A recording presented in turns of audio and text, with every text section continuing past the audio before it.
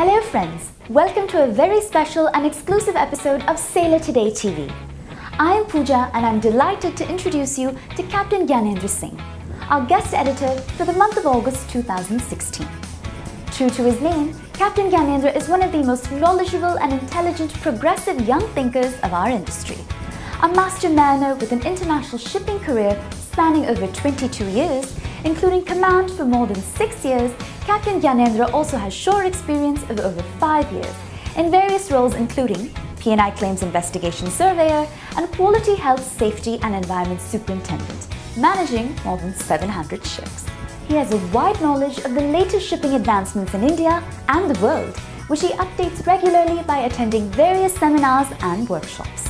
A member of the Nautical Institute London, Captain Gyanendra is a visiting faculty to various pre-sea and post-sea training institutes, and he has conducted shipping seminars in Navi Mumbai as a committee member of the Company of Master Mariners India Navi Mumbai chapter. In his own words, he is a passionate mariner and a die-hard sailor. His ambition is to be instrumental in taking the Indian maritime industry to a level of extraordinary recognition in India and the world. Sailor Today sincerely endeavours to encourage, support and promote such dreams and aims to provide our seafarers with a platform to showcase their skills and talent and voice their opinions. We are happy to share that the next issue of the Sailor Today magazine will feature many interesting articles and interviews presented by Captain Gyanendra Singh, who is our guest editor for the month of August. We are sure you will enjoy each presentation. Captain Gyanendra begins the month with an exclusive interview with Aji Vasudevan, one of the most dynamic personalities of our industry who represents our nation at the International Maritime Organization. SHRI Aji Vasudevan has attended the IMO III subcommittee meetings as an Indian delegate for the past 6 years, and it is a proud moment for all Indians that he has now been elected as the chairman of the subcommittee at the next plenary session of IMO in London, to be held in July 2017. SHRI Aji Vasudevan is a highly qualified and learned professional with a BTech from the Cochin University of Science and Technology, specializing in naval architecture and shipbuilding, and a master's degree from the World Maritime University, Sweden, in maritime administration. He received hands-on experience in shipbuilding and repair in the Goa shipyard, prior to joining the Naval Architecture Wing of the Directorate General of Shipping in January 2000. He took over as Deputy Chief Ship Surveyor in December 2010. He is presently Deputy CSS cum Deputy Directorate General at Directorate General of Shipping, Ministry of Shipping, Government of India. He is also an accredited lead auditor auditing the implementation of IMO's instruments in various party states in the last few years. A role model for every young Indian, Aji Vasudevan is a true patriot at heart and a dedicated and learned professional. We bring you an exclusive interview with Aji Vasudevan by Captain Gyanendra Singh. I'm Captain Gyanendra Singh.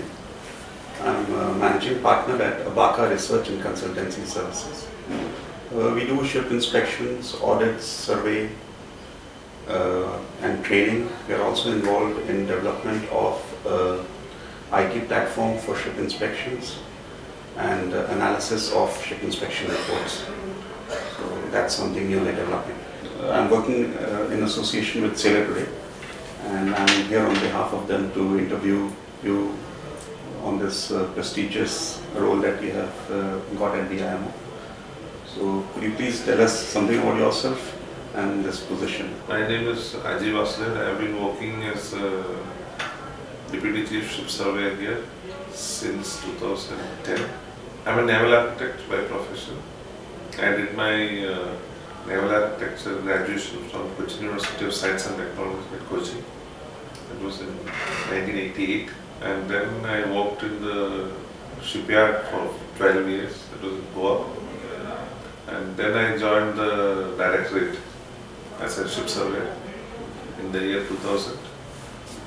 And for the past 16 years I am in the Indian administration.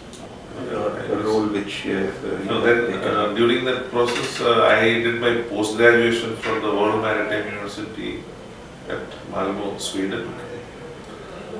So with this background I was sent for various meetings at IMO representing the government of India, mainly related to the naval architectural part.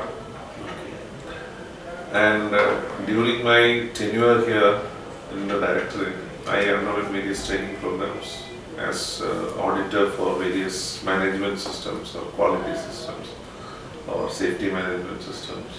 In 2007, I was certified as an auditor for audit of member states. That means auditing the member states of IMO for assessing the level of implementation of various IMO instruments such as SOLAS, MARPOL, and over the past 6-7 years I have done the audit of 4 countries, and then I have also been attending the SHRI subcommittee meeting for the past 3-4 years, except I think for 1 year. What is the SHRI subcommittee? The structure of IMO is that IMO has an assembly, and assembly meets once in 2 years, where all the member states are invited to attend. And in the intervening time, there is a 40-member council which carries the affairs of the. They meet once in 6 months. And below the assembly and council, there are 5 committees. And of the 5 committees, Maritime Safety Committee and Maritime Environmental Protection Committee, MSC and MEPC, they are the most important one as well as technical matters are concerned. And then there are 3 more other committees: Technical Cooperation, FAL and Legal. Now this MSC and MEPC, since they are dealing with technical matters, they have 7 subcommittees under them. And one of the 7 subcommittees is this the SHRI subcommittee, that is implementation of IMO instruments. That means how party to a particular instrument, after signing the treaty, goes back home and implements these conventions. And it also work towards harmonization of port state control inspections, and then harmonization in survey and certification matters, and analysis of casualty investigation reports. Okay, how these countries are doing? No, the output from the various countries will be analyzed for further enhancement of safety and pollution prevention. So these are the activities of the subcommittee. So you will be heading this the subcommittee, SHRI subcommittee, for a year or 2 or something like that? No, you see the election of chairman for a particular session is only for 1 year. That means every session elects the chairman for the next session. Right. The last session for this particular subcommittee was held from 18 to 22 of July 2016. And on 22nd I was elected as the chairman for the next session, scheduled in July 2017.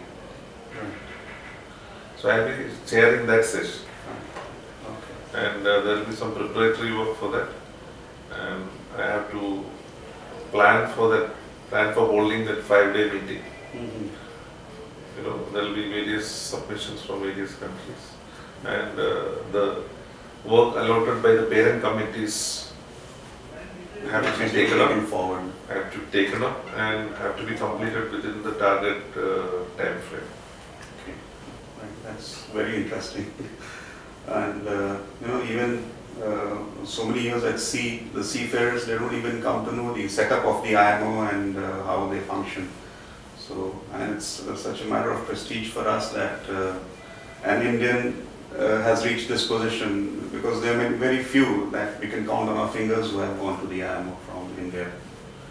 So tell us more about yourself, like your childhood or something like that. How did you progress in a way that you could reach this position? Well, as I said, as a naval architect, my initial period was basically detailed ship design and construction aspects. Design of ships, procurement of materials, fitting of ships, sea trials, and all that. Right. But then after 10-12 years, since I got an opportunity for a changeover to the maritime administration here, of course, as a naval architect, I was doing jobs related to that field. But over a period of time, with the exposure given through the World Maritime University, and the government provided opportunity to attend various meetings at IMO. It came as a natural result. Yeah. Natural result. Must have involved a lot of reading, because without reading and understanding, you would not have been able to reach this place. And all these regulations and publications, instruments, better understanding would always help. Yes, because for any job you need to be thorough with the books or publications what you are required to implement or follow. And for IMO work especially, one has to put little extra effort, and initially it was difficult for me to follow what was going on. In my first meeting, to be frank, I didn't follow anything because they go so fast. Okay. And then after the meetings held 10 years ago, 5 years ago, 15 years ago. Yeah, which one is not attended. So by the time I go and find it, they're already past the topic. Right. It requires at least 1 or 2 meetings for a person to follow what is going on there. Right. Because most of the people are either attending regularly or they are following up the matter continuously. Yeah. So once I attend the first 1 or 2 meetings, then I got an idea of how things are going on there, and then I have to come back and try to match with that pace. And of course, then the government gave me the opportunity to go and attend the meetings again. So that was, had the government not been giving me that opportunity, then there was no point. So unfortunately, I got some opportunity to attend. Learning side by side and then attending the meeting and more learning. Just working, regular work was always first. And then this was, I had to spend my outside working hours on holidays. Do little more than what usually is required. So, what would you like to advise the youngsters of today during this process of 16 years in the administration and attending these meetings? Anything that you could gather out of it, that where are we lacking, or where are the people who are actually on the field working at sea or in the office, what more they should do to improve the operations and India per se or overall? See, first thing is you yourself answered my question in the beginning, that even though you were working at sea for so long, you did not know exactly what is going on at IMO. See, the seafarers should have, they may be attending examinations here, or they may be preparing or studying elsewhere towards the examination, but I feel that youngsters should be given an opportunity to learn more about these activities as well. Yes. So this is essentially the scene behind. The scene behind. You see only a particular instrument, say SOLAS or Marco. What happens behind that and how these are amended, how these are implemented. They should know regulations, rules. Yeah. They should know that aspect as well. And once you slowly get into this is not that difficult. It's, of course, you have to spend a lot of time, and you need a background as to what things are. Probably what I would like to put it in a way, what you're saying is that generally the seafarers or the people in the office, they just concentrate on what they're supposed to do, and they don't like to learn more of the other important aspects of the profession itself, which either through matter of courses, either somebody takes interest himself, or something should be devised so at least the senior staff are more learned about these. So many people, if you see my colleagues, many of them, they are aware of what is going on, and they may be much better than me. But what I'm saying is about youngsters, seafarers especially, they are not required to learn these things. Yeah. That's all now. Once they pass the examination, that's it. I mean, I don't know beyond that, but if somebody is ready to go into work a little more and start following things, because this is essentially futuristic. Yes. What we are now discussing will come as a regulation or a circular or some guidance document after 3 or 4 or 5 years. For example, the Polar Code, it came last year, but it was a work for the past, I think, 6, 7 years or 8 years. So you come to know what is going to happen in the future. So it's just futuristic work. It's not that you do learn something and then forget. Subcommittee meetings, III subcommittee meeting is only once a year. So in the last meeting you were elected as the chairman for the next meeting. So in this 1 year duration, what exactly would be going on? The last meeting decided the provisional agenda for the next meeting. And those interested member states will keep submitting documents for consideration of the next subcommittee meeting. It is scheduled in July 2017. And as chairman, I have to liaise with the secretariat, which is based at London, to plan for the next meeting, prioritize the agenda items, and prepare a schedule for the 5-day meeting. And we also have to make briefs for each of the agenda items, the history, and then as a chairman, I have to decide and agree what the member states say.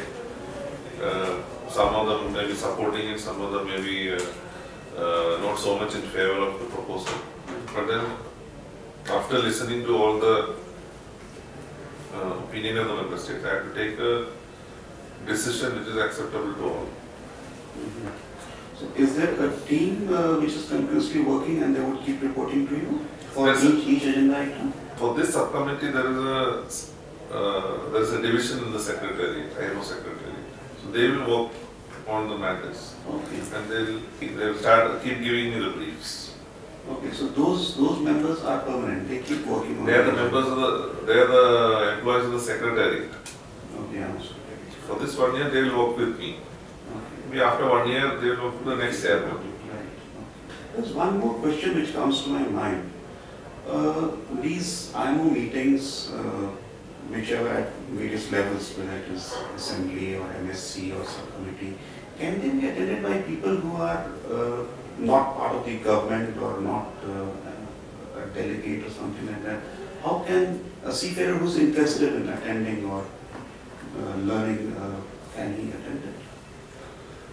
Generally, the delegations are from the government. India also usually the delegation is led by a government official, but each government has some members from either from the industry or the ship owners association or shipbuilders association, or representing an interested group. For example, from India, we always take a representative from the Indian Ship Owners Association, that is INSA, and from the Classification Society point of view, we take from IRS, and in some cases from shipbuilders. If I remember the last session, we had somebody from Cochin Shipyard. So similarly, the interested people can join them, provided they have to work on that topic. They should be knowledgeable enough to contribute over there. Yes, and they should be associated with the activities that goes on in the Directorate General of Shipping, because these are purely voluntary. Okay. Yeah, I read somewhere that the delegation from Japan is very, very large compared to the delegation which normally goes from India or some other country. And yeah, that is true. Indian delegation, yes, we involve the industry representatives, mainly from INSA and then IRS and other interested stakeholders, as and when necessary. So in India also, do we have a team which continuously keeps working on what is going on in the IMO to study and follow up? So they prepare for the next meeting so we can Yes, India, we have a team. For MSc we have a team, MVPC we have a team. There is a shadow committee in the ministry, and there is a shadow committee here. So before going to each meeting, the ministry reviews the preparation, and then once we come back, we have to do a presentation at the ministry as to what happened there. So preparatory work is there. So during this 1 year of your role as heading this team of the SHRI MSc subcommittee, you'll be working more for the IMO, and probably you will have less work in the DG, or you have to take care of both the work, and how is it? Or you concentrate there and they pay you for this profile of yours? No, I will continue with my work in the Director General SHRI. 100%. Whatever you were doing, you have to take care of that also. Yeah. First I have to complete my work. Okay. And then this is in addition to whatever I do. Right. And I will be stationed in Mumbai. And for this work, we don't get any remuneration. Okay. So those younger seafarers who are interested in this would also understand that, also know that this is purely voluntary work out of interest, for the benefit of the country and the world. That's it. And additional work that you have taken on yourself, and you'll be doing it purely voluntary work. Yeah, because the country will get a good name, a representation. Yeah, because the country's name will be prominent among the member states. Yeah. And this is an opportunity for the country to show that we have people who can do some work for the country and deliver at that level. Yes, and hold our flag high. Exactly. That's the only remuneration that we get. Definitely. There is no monetary benefit. Yeah, that's a pleasure that a patriot gets out of the work. Yeah. So I think we wind up at that. I would congratulate you once again on this achievement and taking India forward onto that international platform. And we wish you all the best in this new role. Much more success to you and to India. Thank you. Thank you so much. That was very insightful indeed, and we promise to bring you much more in our next episodes, so stay connected. Do subscribe to our channel, Sailor Today TV. Until we meet again, sail safe.